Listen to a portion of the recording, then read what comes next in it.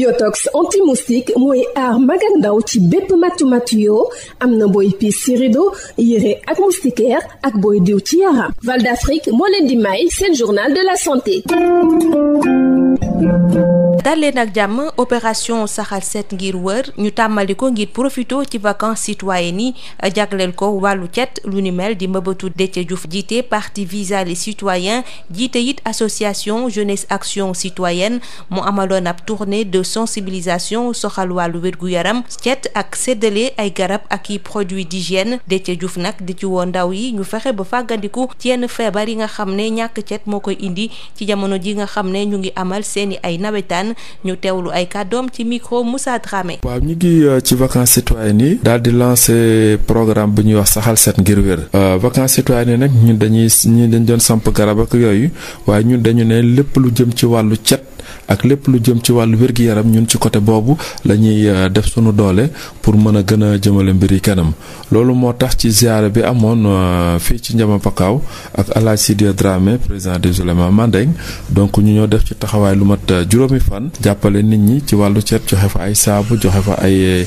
raxasukaay may nit ñi tamit ay garab ci wàllu coono ak lépp lu ñu yittewoo woon bañ fa jógee tamit ñu dem croisement Ndiaroume def fa ñetti fan taxaw donc mécanicien yeeg ña ñu fa xam yëpp wax dëgg yàlla ñooñu mën nañ ko seede ba ñu fa jógee nag ci la ñu ñëw fii Sédhiou donc doon seet ci jigéen ñi nga xam ne yàlla def nañu am ci loolu ñu wax bourse sociale yi comme ñoom it xam nañ ne seen loxo xaajul jot seen digg ginnaaw ñu nit ñu ne nañu gunge jàppale président ci geste boobu mu def ñu nit wan leen ne côté boobu am na lu ci nekk donc ci la ñu ñëw def ci taxawaay ak ñoom jox leen ay garab jox leen ay matériel ci la jógee loolu nag dem ci juróom fukki kilomètres ak lu topp boo génnee Sédhiou dëkk bu ñuy wax Jongeer ak village yu ko wër ñu def fa tamit ay taxawaay wax dëgg yàlla wér-gu-yaram bi doon na lu nit yittewoo ndax ku wérul mënoo jaamu yàlla ku wérul mënoo liggéey. est-ce que nit ñaa ngi bàyyi xel bu baax ci yenn réflexe yi li ñu war a def ngir aar seen bopp. bëriwu ci waaye comme ba président ne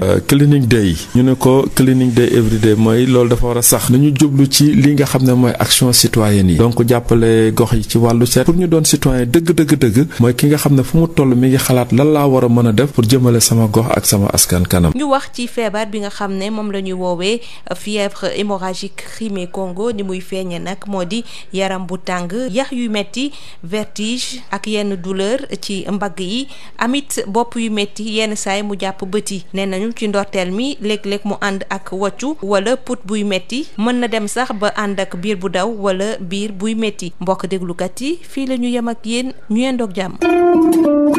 Yotox anti-moustique mooy aar mag ak ndaw ci bépp matu yoo am na booy piis ci rido yére ak moustiquaire ak booy diw ci yaram. Val d'Afrique moo leen doon may seen journal de la santé.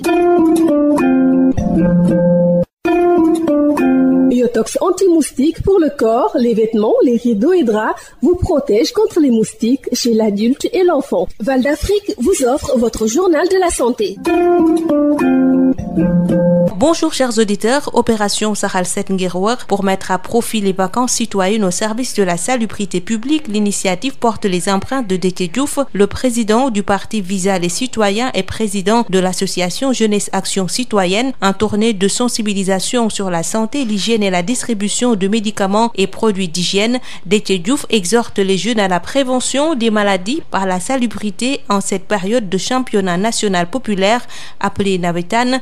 Les propos de Déthié Diouf sont ici recueillis par Moussa Dramé. Nous avons lancé dans le cadre des vacances citoyennes l'opération Saxal Set ngir wër. Nous en avons profité à l'occasion de la ziara Ndiama Pakaaw avec son excellence El Hadj Sidia Dramé. Donc nous avons passé 5 jours là-bas pour effectivement donc mettre l'accent sur la santé et surtout l'hygiène. Nous avions distribué des savons, des lave-mains pour sensibiliser les gens sur la propreté des mains. Alors ensuite nous avions connu sur croisement Ndiaroume où nous avons passé 3 jours sur cet axe. De cela, nous sommes venus à Sédhiou pour effectivement donc apporter notre soutien à l'endroit de ces braves personnes qui sont bénéficiaires des bourses sociales. À la mairie de Sédhiou, nous en avions trouvé plus d'une centaine avec qui nous avons effectivement donc solidarisé pour leur apporter notre soutien pour des médicaments et pour des produits d'hygiène. À la suite de cela, donc, nous sommes partis à Dionger, plus de 60 km après Sédhiou, où nous avons passé effectivement 3 jours. Et dans les villages environnants, nous sommes restés dans des conditions difficiles, effectivement, donc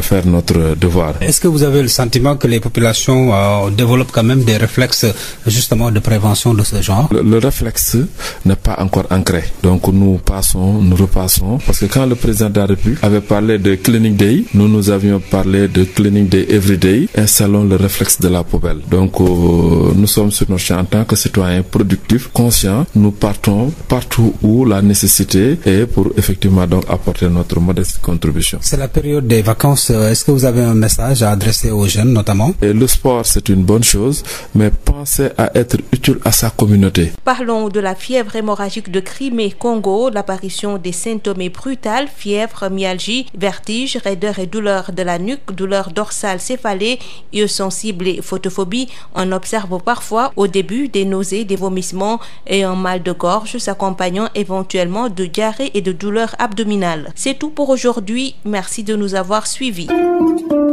Biotox anti-moustique pour le corps, les vêtements, les rideaux et draps vous protège contre les moustiques chez l'adulte et l'enfant. Val d'Afrique vous a offert votre journal de la santé.